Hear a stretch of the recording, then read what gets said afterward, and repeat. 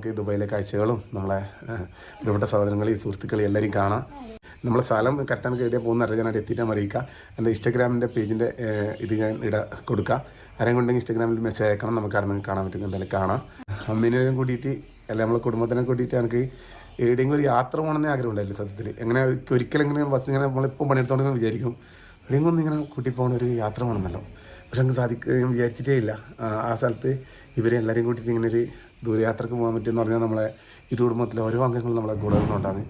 അപ്പോൾ നമ്മളിവരെ ഉള്ളതുകൊണ്ട് മാത്രം നമുക്ക് ഇങ്ങനെ സാധിച്ചില്ല. അപ്പോൾ ഓരോരുത്തരും നമ്മളെ നന്ദിയും കടപ്പാടും നമ്മൾ അറിയിക്കുമെന്ന്. അപ്പൊ ഏച്ചിമാരെല്ലാരും എത്തിയിട്ടുണ്ട്. പിള്ളേരും എല്ലാരും